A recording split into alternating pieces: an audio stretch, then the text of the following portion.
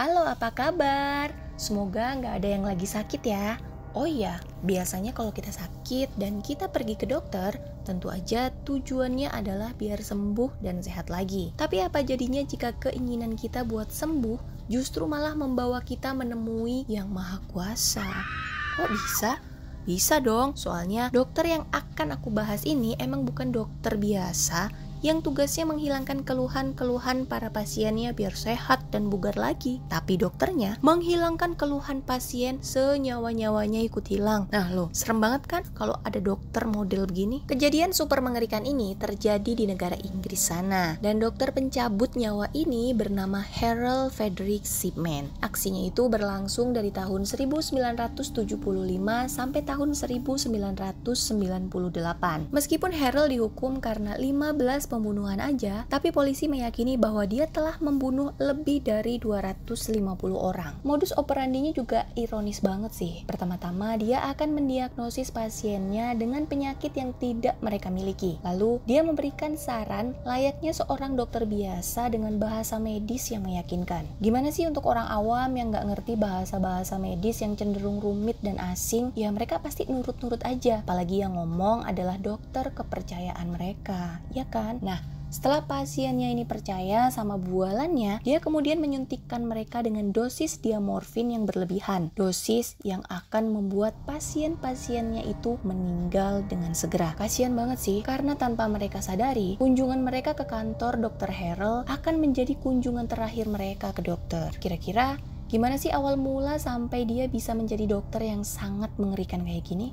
Sini aku ceritain. Harold Frederick Shipman lahir di Nottingham, Inggris pada 14 Januari tahun 1946 sebagai anak kedua dari 3 bersaudara. Ayah Harold berprofesi sebagai seorang supir truk, sementara ibunya yang bernama Vera adalah seorang ibu rumah tangga. Jadi saat ayahnya sedang bekerja, sehari-hari Harold dan saudara-saudaranya ia hanya sama si ibu. Apalagi namanya sopir, pasti jarang ada di rumah ya, di jalanan terus. Belum lagi kalau misal sopirnya itu yang jalur antar provinsi atau yang jauh-jauh gitu. Aduh, makin jarang pulang pastinya. Masa kecil Harold, dia adalah siswa yang terkenal jenius di sekolahnya dan dia juga unggul dalam bidang olahraga, khususnya rugby. Singkat kata, dia adalah sosok yang tauladan dan panutan bagi siapapun kala itu. Tapi jalan hidup Harold berubah saat dia baru berusia 17 tahun. Di tahun itu, ibunya Vera yang cukup dekat dengan Harold didiagnosis menderita kanker paru-paru. Siang malam, pokoknya Harold ini selalu ada dan merawat si ibu. Karena waktu itu, si ibu hanya bisa terbaring lemah di ranjang. Sampai pada tahap akhir penyakitnya, di mana kanker itu kan ada stadium 1, 2,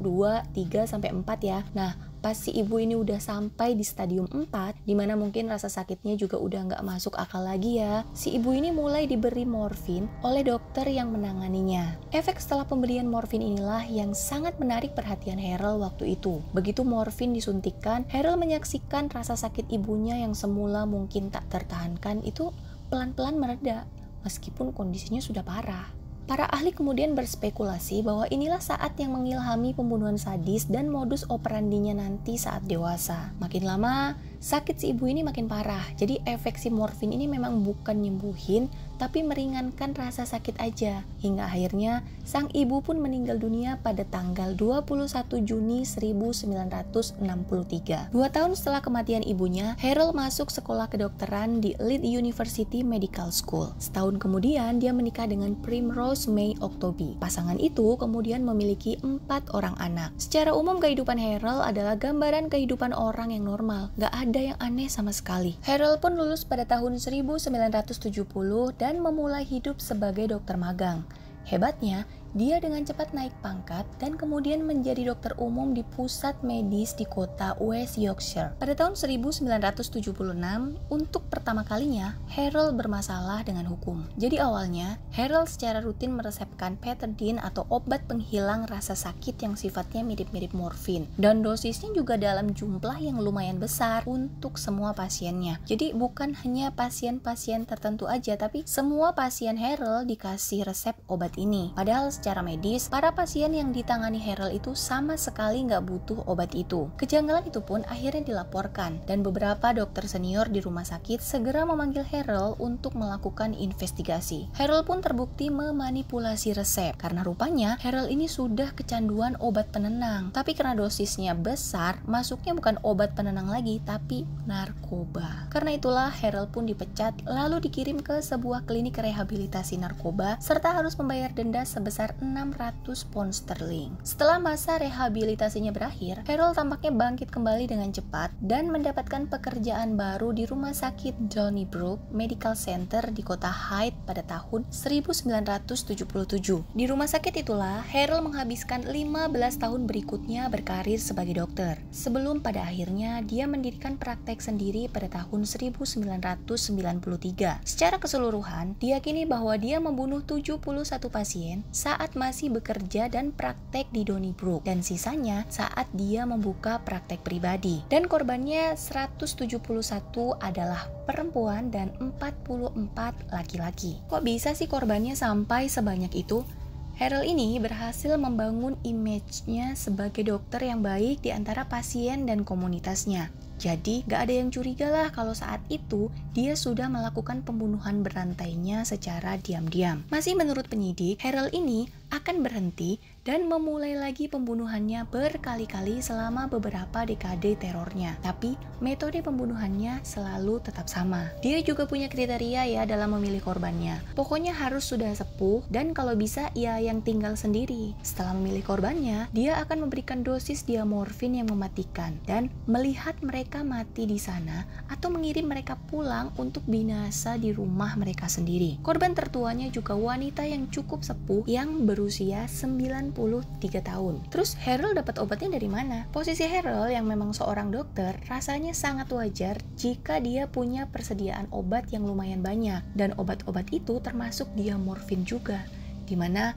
stok diamorfinnya itu bahkan cukup untuk membunuh ratusan orang. Terus emang beneran gak ada yang curiga? Seiring melambungnya angka kematian pasien yang ditangani Harold, tentu saja pasti ada aja orang yang merasa aneh dan curiga. Pada tahun 1998, pengurus ikatan dokter di kota Hyde merasa curiga dengan banyaknya pasien Harold yang meninggal. Mereka membandingkan data milik Harold dan menyandingkannya dengan data dokter-dokter yang lain. Dan kasus kematian atas pasien yang ditangani Harold hampir 10 kali lipat lebih tinggi daripada dokter-dokter yang lain. Mereka lalu melaporkan kekhawatiran mereka ke Dewan Pengawas dan kemudian juga melapor kepada polisi. Polisi pun mulai dipanggil dan harusnya karir Harold sudah tamat sekarang.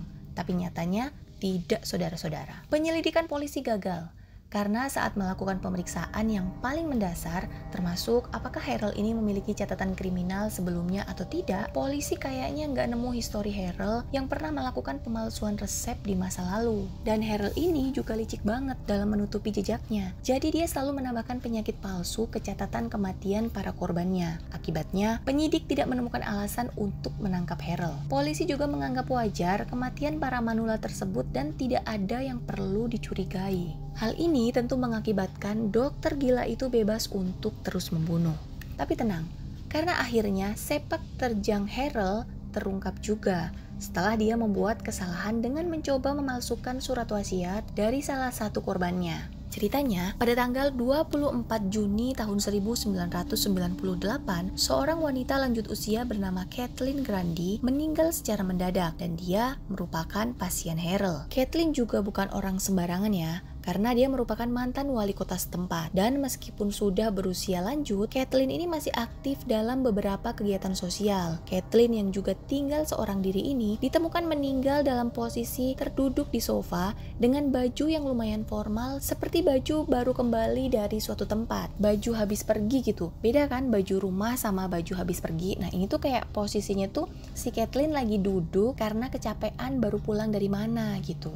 Putri Kathleen yang bernama Angela Woodruff juga merasa kaget banget dengan kematian ibunya. Karena menurut Angela, ibunya sama sekali tidak memiliki riwayat penyakit parah. Awalnya, kematian Kathleen dianggap wajar ya, semacam ya udahlah, kalau udah ajal mau gimana lagi gitu. Tapi Angela mulai merasa curiga karena ibunya itu sudah bikin surat wasiat dan isinya juga lumayan absurd banget. Dimana isinya itu, si ibu ini mewariskan uang senilai 386.000 pound sterling kepada dokter pribadinya, yaitu Dr. Harold. Dari sinilah semua mulai terlihat janggal. Selain isinya yang aneh, surat wasiat itu juga diketik dengan mesin ketik manual dan sangat berantakan penulisannya. Tanda tangan Kathleen juga tidak terlihat seperti biasanya. Dari situ, Angela yakin kalau surat itu palsu. Apalagi dia sangat mengenal ibunya sebagai orang yang sangat rapi dan teratur dalam segala hal. Gak mungkinlah orang sekelas ibunya bisa seceroboh itu. Di situ juga ditulis jika Kathleen ingin agar jasadnya dikremasi saja. Karena penasaran dan merasa ada yang tidak beres, keluarga menolak mengkremasi jasad Kathleen, tapi menguburkannya. Angela pun lalu melaporkan kecurigaannya kepada polisi. Polisi langsung bertindak dengan melakukan penggeledahan mendadak di tempat praktek Harold. Penggeledahan itu memang sengaja dilakukan agar Harold tidak punya kesempatan untuk menyembunyikan ataupun menghancurkan barang bukti. Setelah dilakukan penggeledahan, ditemukanlah salah satu barang bukti paling penting dalam kasus ini, yaitu sebuah mesin tik tua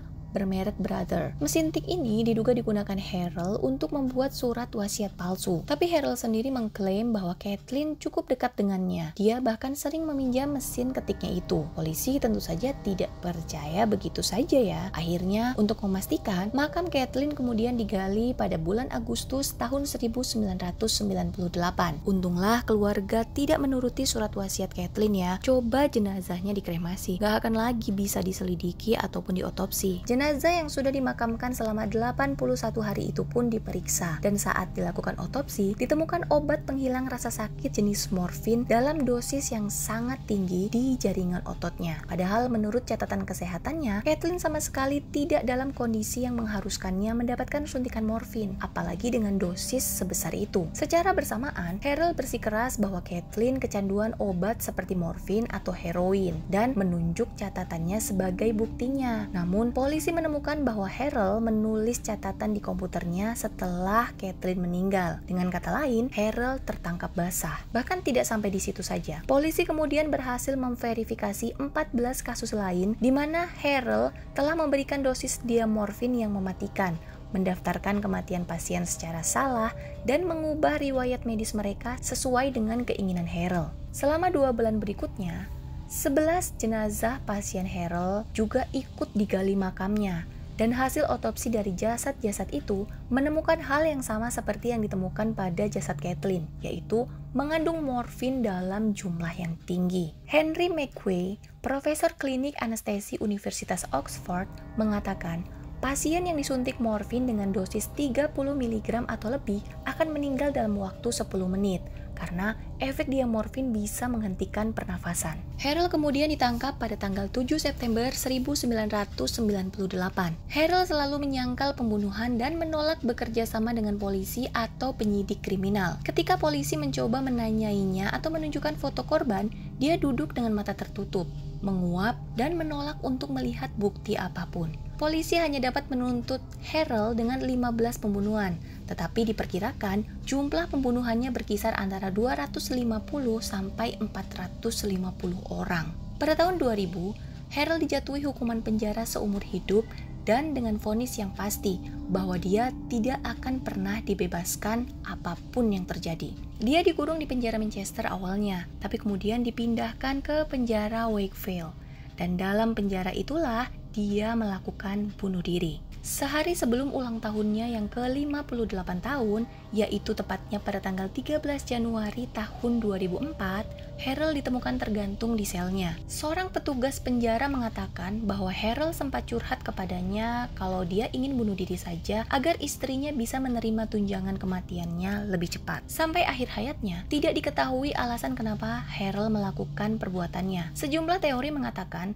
alasan Harold memiliki keinginan untuk membunuh adalah karena dia terguncang setelah kematian ibunya. Yang lain mengutarakan pendapatnya yang lebih dermawan, bahwa Harold ini menyuntikkan orang tua dengan diamorfin sebagai cara yang salah untuk menawarkan kasih sayang. Maksudnya gini, korbannya kan udah sepuh ya. Harold ini pengen para pasiennya ini meninggal agar bisa tenang di alam sana. Iya, tapi kan nggak semua yang sepuh-sepuh juga pengen cepet mati. Agak-agak ya. Beberapa orang juga percaya bahwa Harold mengidap good complex. Dan pembunuhan yang dia lakukan adalah cara untuk dia membuktikan bahwa dia bisa menyelamatkan nyawa, bisa pula merenggut nyawa. Kalau menurut kamu, gimana geng? Alasan mana yang kira-kira paling masuk akal dan mendasari semua tindakan bengis Harold? Terima kasih buat yang udah klik video ini dan nonton sampai habis. Aduh, matur nuwun sangat. Sekalian minta subscribe dan nonton video lainnya boleh dong. Biar aku makin semangat cerita lagi, cerita mulu, cerita terus untuk kalian. Dadah!